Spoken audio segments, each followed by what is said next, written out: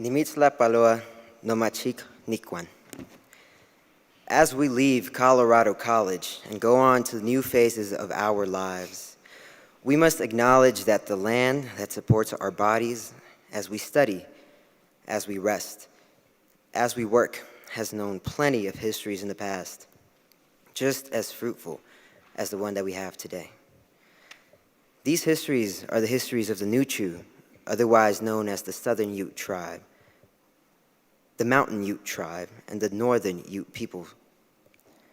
The land in which the college and our entire city lies on was a gathering site for other nations, including the Indi, or the Apache, the Hinana Aita, the Arapaho, the Sissiska Cheyenne, the Sutai, Northern Cheyenne, the Namana, Comanche, or the Kayakome Baha Haide, the Kiowa. It was this way until broken treaties, terrorism, settler colonialism, and genocide resulted in the land being cleared from its original inhabitants to make way for institutions such as our own Colorado College. We recognize that this forced removal of the first peoples of this land has caused them to engage in cultural assimilation through boarding schools and being cheated from their remaining ancestral land. This genre of laws have not gone away, but instead have disguised themselves in efforts to help Native Americans and save our economy. For example, the Indian Child Welfare Act and the decision on Oak Flat. Today, as we engage in completing our journey at Colorado College, it is important to recognize that the people whose livelihood and culture was destroyed to make way for Cutler Hall, our admissions building. It is only fair that we utilize our knowledges and set forth futures that actively seek social justice for those who have lost at the expense of our education. We recognize that the indigenous peoples have endured and continue to embrace our languages, spirituality, traditions, tribal nation sovereignty. We acknowledge that the land holds values, prayers, and the remains of our tribal relatives. Today, I ask that we pay respect to the ancestors and to the indigenous people of this land and all lands who make this area home, past, present, and future, and to the resilience. Tlasa kamati no machiki Juan. Thank you.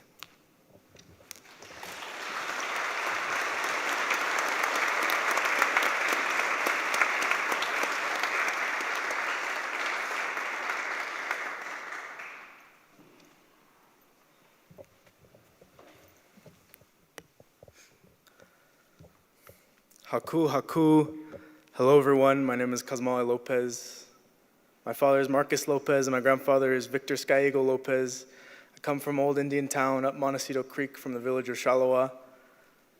I'm here today to offer an invocation, an opening to this ending. And I do so as part of my responsibilities as a visitor here on this land. I do so also in payment to my dues to my fellow classmates, my teachers, and all of you, those aspects of support, those roots that spread out, that allow us all to be here today. I offer here 2 songs, old songs. The first song is talking about how we can't cheat spirit, about how those lessons we've learned, both good and bad, struggles we've gone through, they live with us in this moment of transition. And it is our task to pay fidelity to them, especially now as we're in these moments of celebration and transition, that we can have that continuity of those lessons in our being. And the second song I'll share is, I think, fit for a transition as we are considering both how we've lost the trail in the past and how we found it in the past, and how we need to find our trails now in our different paths branching outward. It's a lost track song, a wayfinding song. So I offer these songs in a good way, the best way I know how. And I ask that, as this is not a performance, that we hold our applause and take that instead, that moment to think about those lessons. Thank you.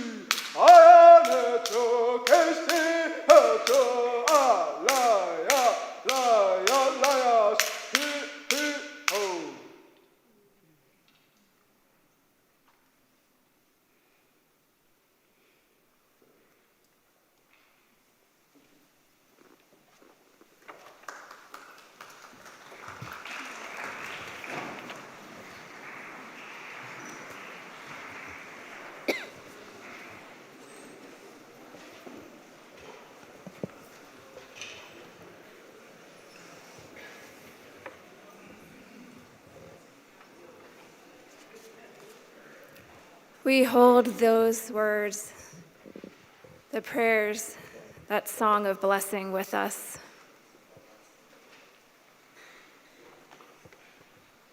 Community. We have journeyed through waters, calm and turbulent, wild and creative, these past 4 years. And in the fullness of this moment, surrounded by those we love, we pause and reflect on what it means to honor our resilience, to flourish, to let ideas and experiences ferment for 4 years, and then unfold with limitless possibilities. Embracing all of our emotions as offerings that come from having been authentically present, engaging in this education and community. And in this moment of fullness, we reflect on everything we have gathered and held, the amazingness of everything we have cultivated over these past 4 years.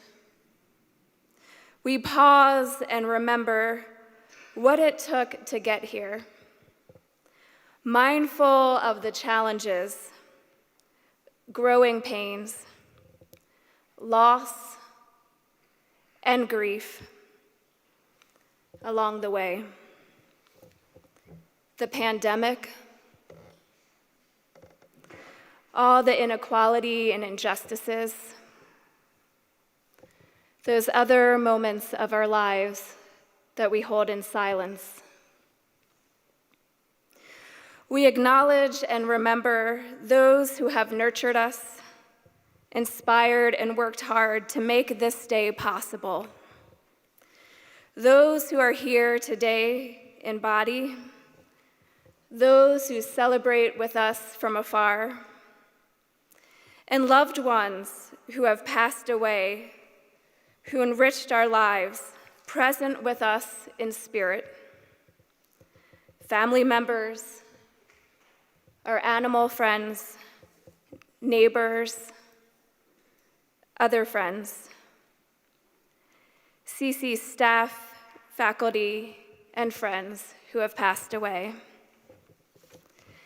Today, as we do each year, we intentionally remember members of the graduating class who have died.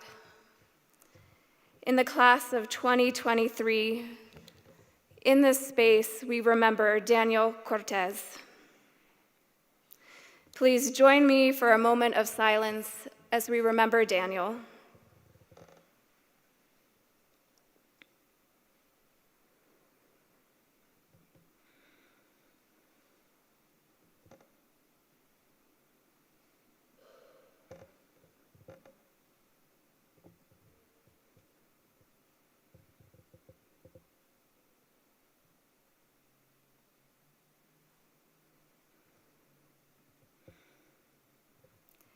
May his memory be a blessing, and may the memory of all of our ancestors and loved ones present with us in spirit today be a blessing.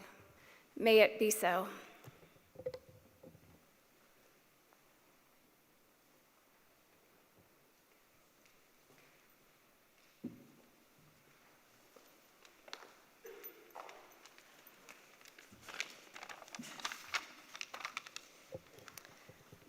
Hello, everyone.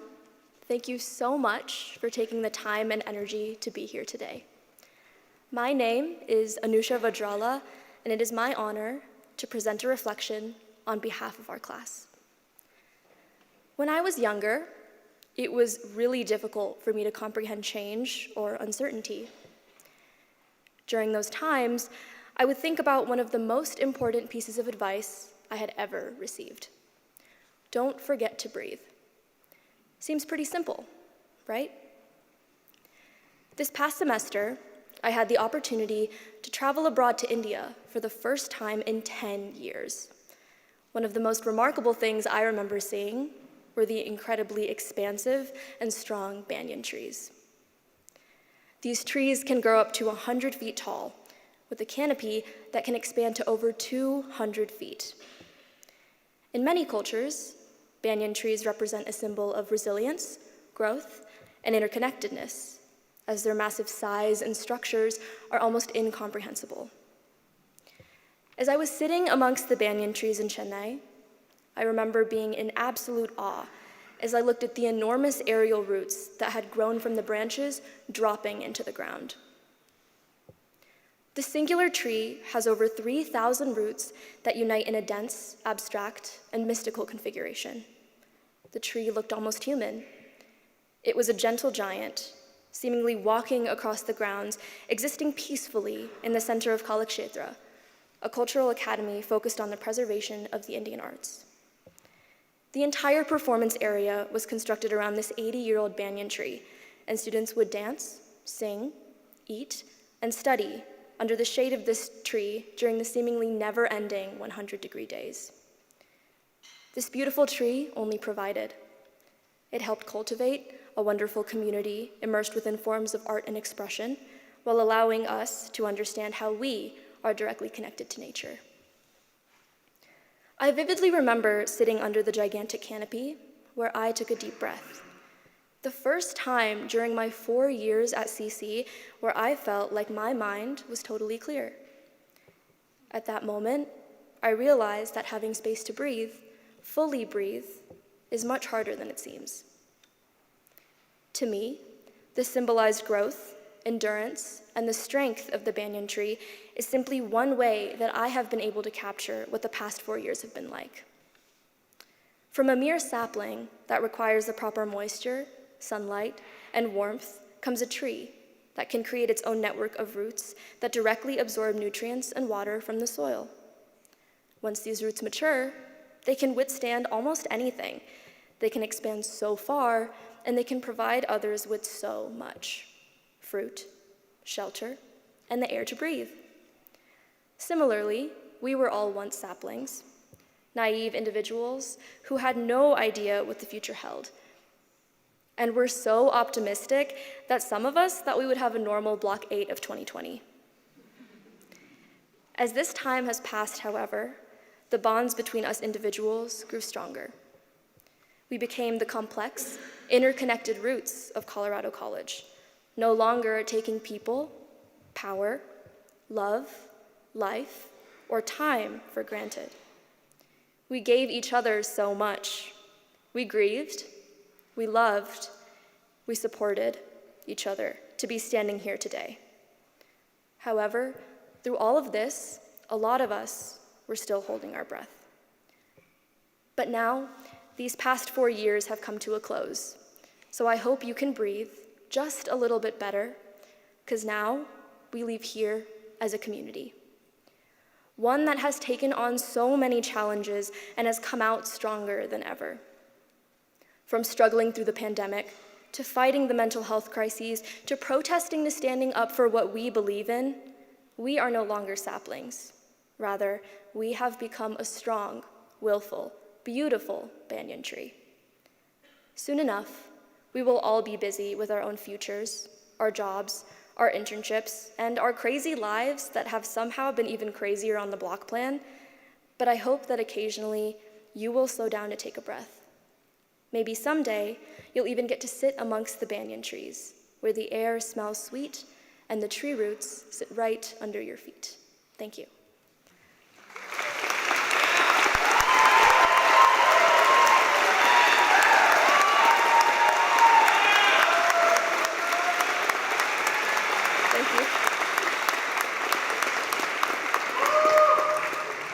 Thank you so much. Now please join me in welcoming Deontay Dennis and Max Hines for their musical performance.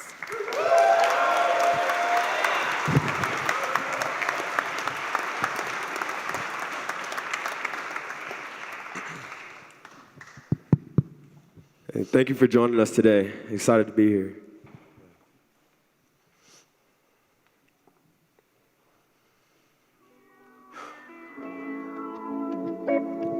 Look, tell them something.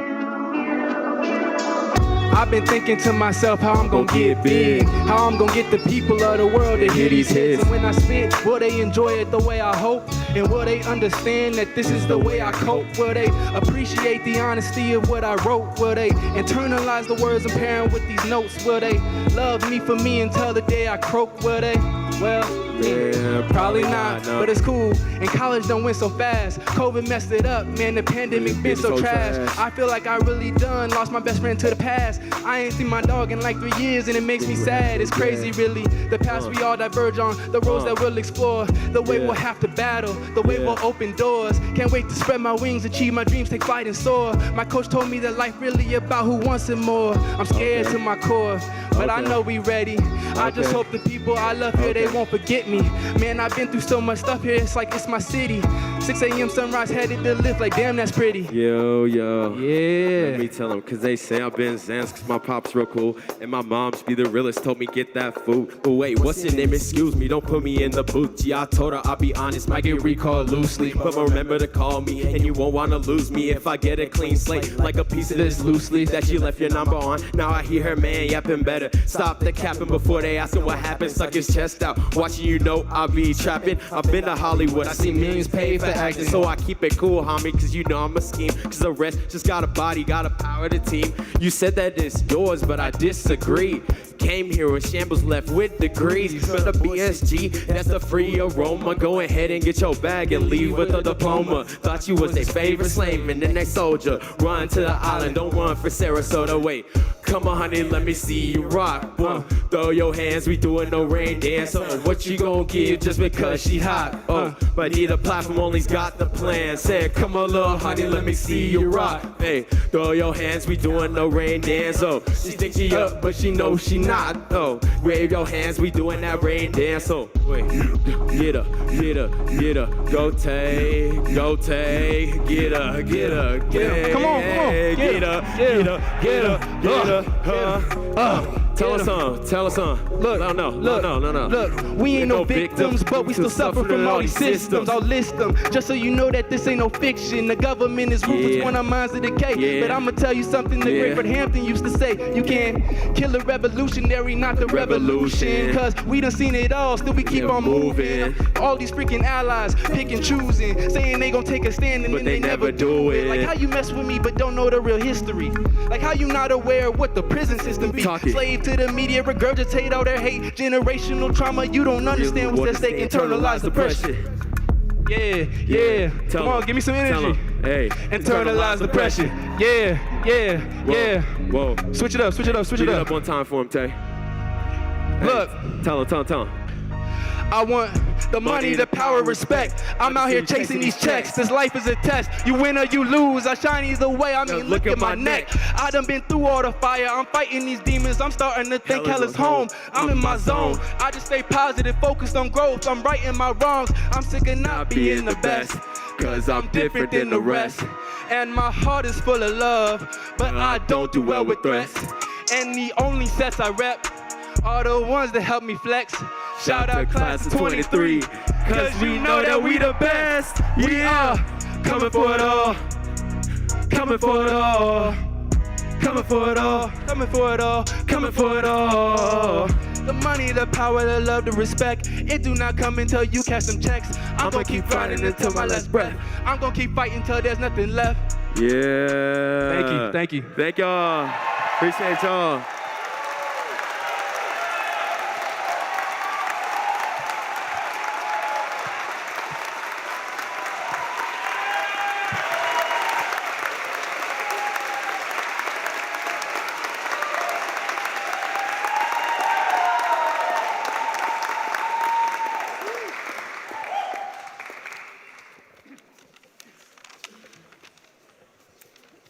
Let's give another round of applause to Deonta and Max.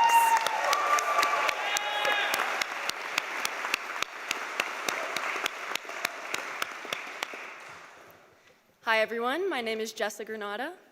And my name is Ethan Grant. We're here to introduce our class's baccalaureate speaker, Dr. Richard Fernando Buxton. Richard is the chair of the classics department here at CC, teaching courses like Latin and ancient Greek. If you were at the honors convocation the other week, you may remember him as the professor who gave his departmental awards in Latin. For everyone except the 5 of us who've had classes with Richard, we're very excited to introduce him to you today. Ethan and I took ancient Greek a few blocks ago, and since then, Richard and that class have come to symbolize 2 beautiful parts of the CC experience. The first of these parts is the enrichment of the spirit that comes from participating broadly. All of us here have majored in something, but that major doesn't fully represent us as students, because we also have our side things, the various other relationships and activities and departments that have added color to our memories here. Taking ancient Greek on a whim our senior year was a side thing that ended up surprising us, inspiring us, opening doors, and adding a significant richness to our final year here. So although they may not be visible in the majors on our degrees, in honor of all of our side things, let us remember them. The second part of our CC experience that Richard symbolizes for us is the idea of the teacher who gets it. These are the teachers who have blurred the lines between the academic side of our college experiences and the personal, meaningful side. These are the professors whom, when we remember them, we find ourselves hesitating to say that we're excited to graduate. You all have these professors. For us, it was Richard. Let us also therefore remember these teachers, the ones who get us. And on that note, let's hear what the man has to say. Please give a very warm welcome to your baccalaureate speaker, Richard.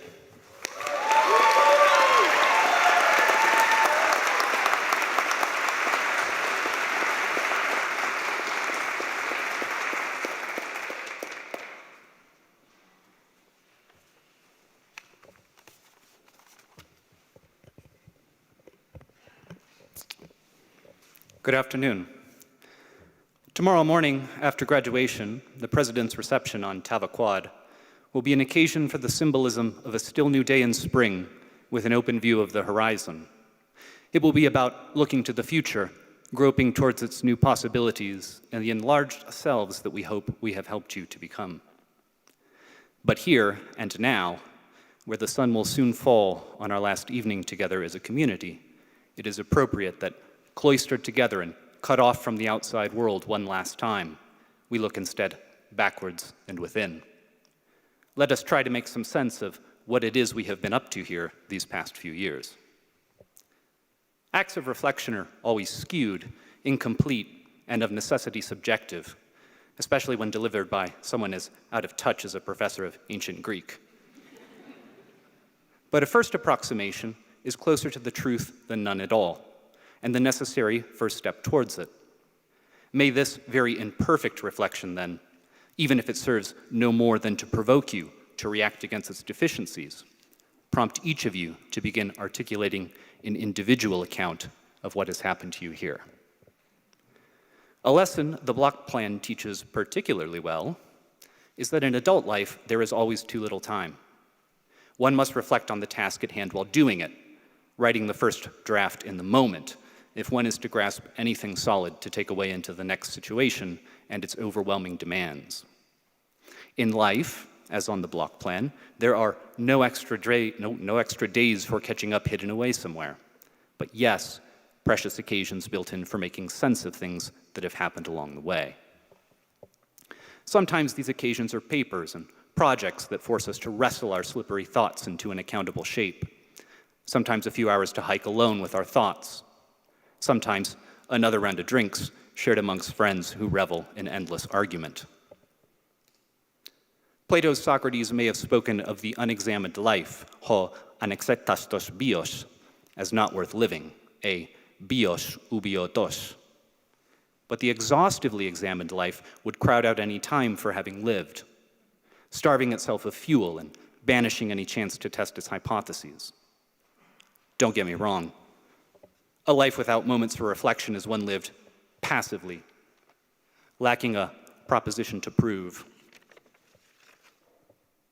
No meaning to make, busy work, a crappy paper with no thesis for a class you don't even like. So what have we been up to here? Well, let's start at the end. Beginnings, like the ones each of you will face tomorrow, are difficult. If there is excitement, it is because things are still indeterminate, which means that they are also uncertain. A desert awaits, where you must at first be strangers in the very places that you gamble with time will become better homes than any you have known. Endings, by contrast, are a blur within the familiar, ambivalent. It is a time of scrambling, producing final versions of projects that we know are still incomplete. It is a time of mercilessly culling our to-do lists, admitting some friendships will never have time to blossom, countless infatuations will go unrequited, and some fences will not be mended. It is a time of fitting in more comfortably than you ever have before, but in part because of the detachment that leaving allows. But two can play at detachment, so there is also painful surprise at watching those left behind find that they can carry on perfectly well without you. Come Monday, the class of 2023 is the alumni office's business. Long live the class of 2024.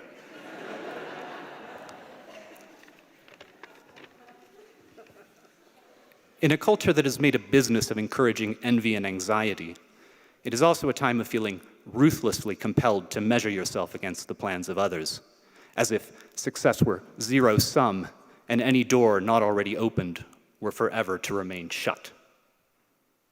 This attitude, let me assure you, is both very human and very mistaken.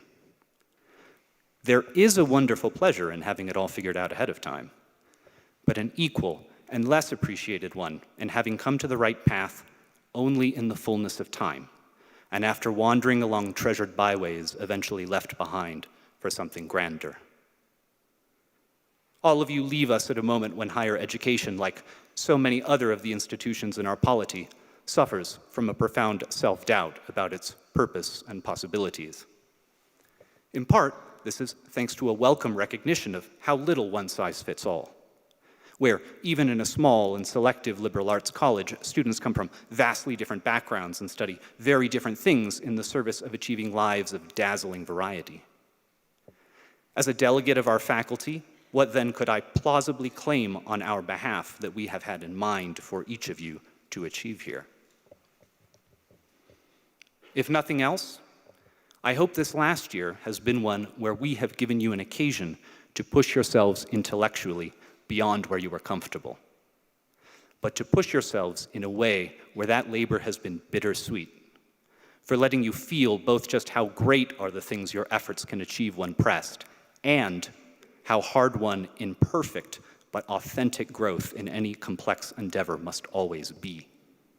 You should leave feeling that your work is not yet done, the potential here first gleaned still only beginning its actualization, but the process undeniably underway, so that the next challenge, even if greater, will be less daunting to undertake. If that has happened to you apart from us in these years, then I am glad of it and proud of your self-direction. If it has not happened at all, including on our campus, then we, you, and my colleagues have fallen short, and I am sorry for it. I also hope that the difficult effort to realize your ambitions in a focused and sustained manner will have left you, paradoxically, humbler and appreciative towards the very imperfect efforts of others. Let us respect those with the courage to take responsibility for pushing towards what they deem better, and the wherewithal to see through even the shaky approximation it necessarily becomes in practice. Let us, in other words, cast no stones against anyone whom we would be embarrassed to have read our senior theses or view our capstones. What about collectively? What have we been up to here? It is a question that I do not think admits of any simple answer. Like all communities of good faith, CC is always and ever no more than a voluntary assemblage of individuals. Those within and without naturally look across its members for patterns from which to forge an identity. But it is always an imperfect approximation that, in shifting to include one thing, inevitably leaves another out. CC then, like all communities, has no fixed and eternal essence, and as a college, no indispensable doctrine or obligatory lessons. But yes, it does possess a self-reflexive sense of continuity.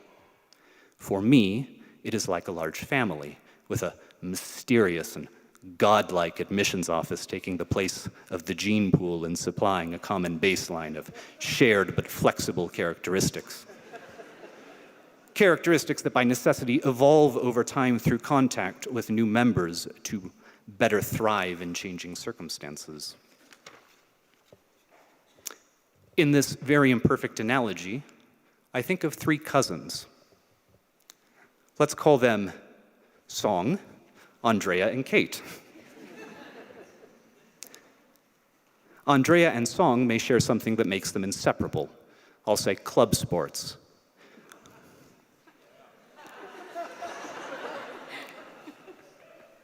While Song and Kate, for their part, may be just as close because of something because of something that Andrea absolutely cannot stand, be it a cappella or more likely slackline. But they are all equal members of the family, where even if some, like Song, seem to fit in more than others, no one is an island, no one a stranger. It is, in fact, often those least representative of the whole who feel most deeply connected to a place that has let them flourish on their own terms, with a cherished oddball among the faculty or staff like so many favorite aunts. What all of you do share is being formed by the specific contours of this institution in these particular years. Its buildings, the faces of those who work here, the quality of the light at this elevation, the organization of time that the block plan imposes, and, dare I say it, even the shared headache of navigating Stellic. Those are our universal CC experiences, much more so than even Lamapalooza, Gorp core fashion, general chemistry, or principles of microeconomics.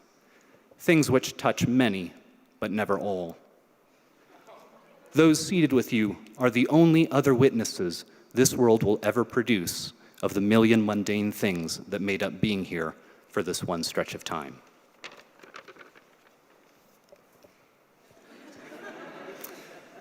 It's not a metaphor for anything. A shared part of these years has also been attending college during the pandemic. Ooh, but it was a good transition for that.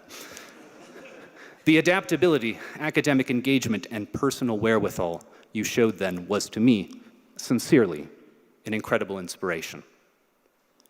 But what most moved me was watching how quickly you made up for lost time, reanimating our campus with your laughter, your youth, and your generous friendship towards one another. As every one of my colleagues knows, we lost many students along the way. For some of you, actual friends. For others, Zoom squares that too often stayed dark attached to names that quickly vanished from memory. I want to thank you, and especially your families, whatever forms they take, for sticking with us and supporting you through that time. Please know, loved ones who are here in the audience, that what was briefly given and then snatched away, these students have known how to recover and help each other delight in with aplomb. And then there is the shared endpoint, the baccalaureate, with which, appropriately, I may end this reflection on endings. Now, if you invite a classics professor to speak, sooner or later there's going to be an etymology. Baccalaureate, then, is the anglicized form for the honor, or laus, pertaining to the baccalaris, a feudal title that in English becomes bachelor. The term referred in medieval Europe to the lowest category of the nobility, those nobles who as yet lack vassals and must march under another's banner. The image may seem charmingly quaint or offensively antiquated, but I think it is a still apt analogy. There is no greater social divide in the first world today than that between those who do or do not hold a bachelor's degree, whether in terms of earning potential, or health and longevity, or stable marriages, or political preferences. Just as there were impoverished nobles and rich commoners, so there are those with BAs who make little, and very many without them who make a lot. But what you will receive tomorrow is what puts you in the view of friend and foe alike, firmly in the camp of the ruling few. A distinction even today the majority of those your age in this country perforce do not receive. You have your problems, but they are the problems government and media take seriously. Indebted a little or a lot, the first in your family or the bluest of blue bloods, you are all petty nobles now. The question becomes then, what kind of nobles will you be? Generous, concerned to earn your distinction, or oblivious to the advantages and opportunities society channels towards your class? Will you think your individual efforts or personal hardships absolve you from responsibility to others? Will you use the time and training afforded here to build better habits of mind and the emotional maturity that will let you thrive lovingly, honestly, and selflessly in your roles as friends, colleagues, and family to those in your orbit? As graduates of a college within the liberal arts tradition, will its values of critical thinking inform a rich inner life spent in active mental engagement with the objects of this world in their simultaneously maddening and beautiful complexity? Where will inevitably your shortcomings lie and your strengths dazzle? We, who long ago cast our lots and found our imperfect answers, will remain here, eager to see. As for you, your time starts now. Thank you.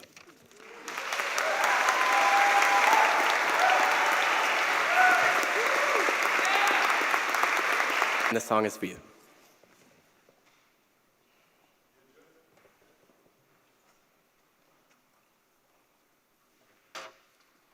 Check, check.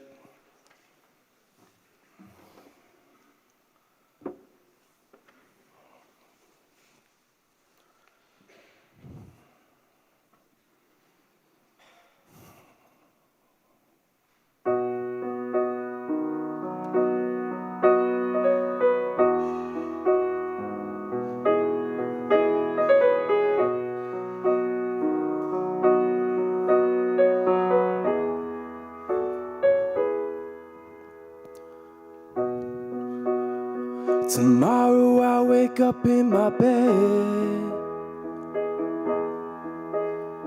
but things won't be the same. Life is moving ahead. It's so easy to look forward with a sense of dread, but I heard what you said. Let's take this time for the best.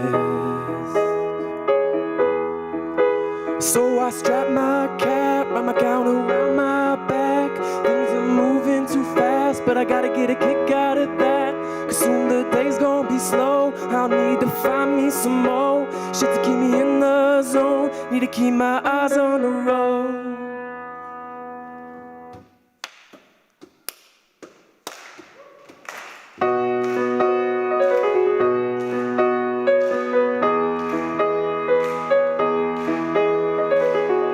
I know it's gonna be hard letting go. I know it's just a part of learning how to grow. But how am I gonna grow without you? All the shit we've seen and been through. Was it just a fever dream at the school? Need to find some meaning to fuel my future pursuits. They won't be the same without you. It's difficult to say I'm prepared, and if I'm being honest, I'm scared to lose the times that we shared. Will things ever compare? I'm dreaming of a magical place where we can go, and things will be dope for sure. And now it's starting to manifest, and though these days may have been some of the best, they gave me reason to look forward to the rest. So I'ma say this one with my chest. Thank you so fucking much, class of 23, y'all a clutch. Cause you taught me to love, and you should know you're enough. You'll be enough in this cold, dark world. And though the stormy sea may give you a whirl, you know you're finna be someone's pearl. And you'll climb to the top ever higher. You're like a tree in the briar. You got your roots, you're inspired. Do what your branches desire.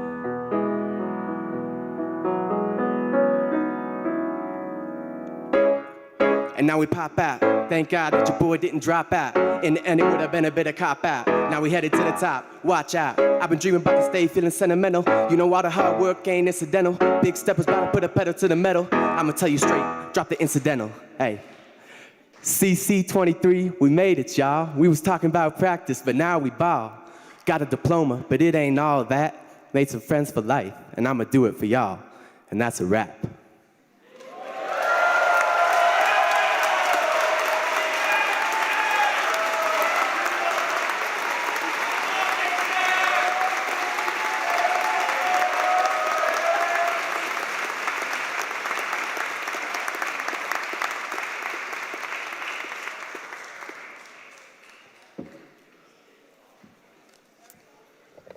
Hello, my name is Jillian Lasher, and I will be reading a poem that I've written for reflection on transition.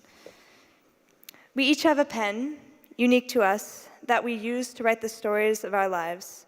The ink will always flow as our lives continue, but it is our choice what medium we write these stories on. I've been writing on the expected paper, meaning the linear path of school, for quite some time, and I'm sure all of you can relate.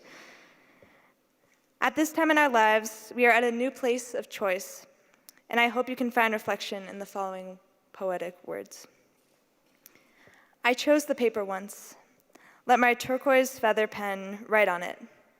The one with the black and white speckles, its tip over the edge of the slanted scrawl, leaning over to write the next words before they were ready to be written.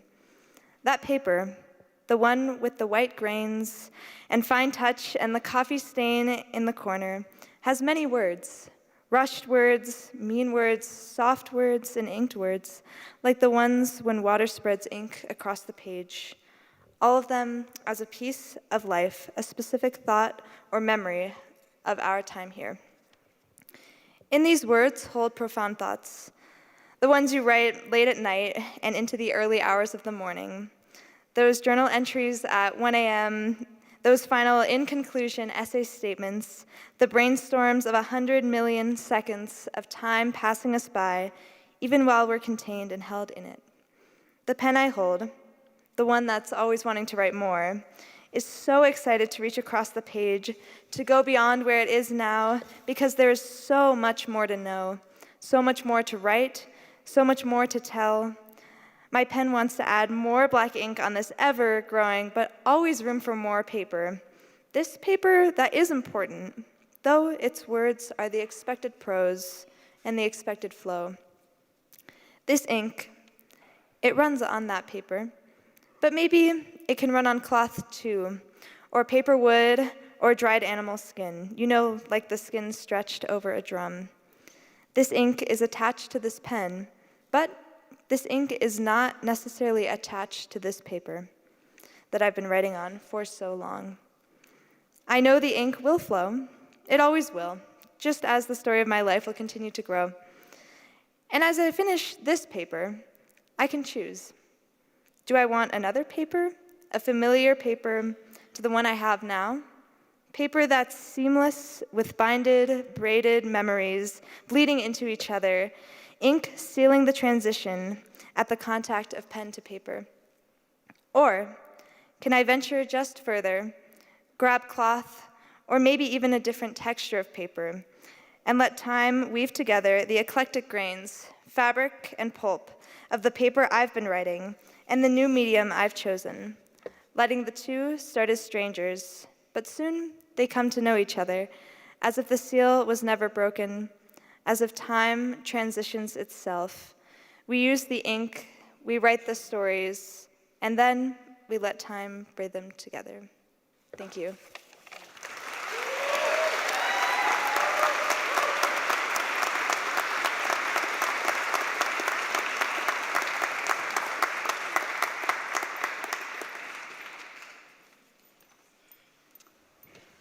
Please rise as you are able and join us in singing the Colorado College hymn.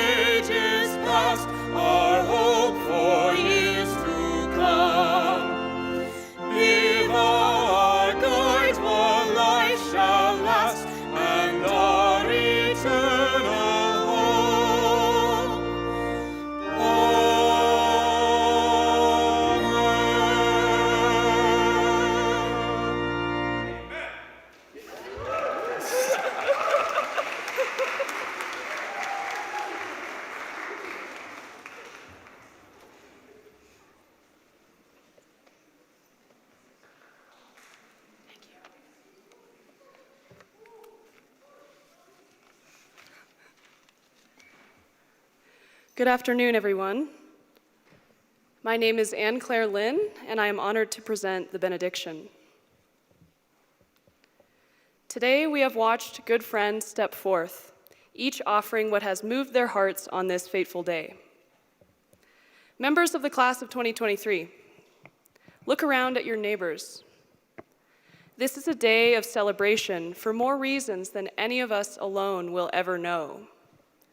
But one thing we have in common: not a single person made it here without struggle. Class of 23, as we set out into the world, may we remember that it is from the very soil of struggle that joy grows. And it has grown. We started Colorado College as little saplings, easily crushed by a late Colorado spring snow. Now we are graduating seniors, leaning tall and strong as banyan trees. But as we reach for the sky, I hope that we remember our roots. No tree grows alone.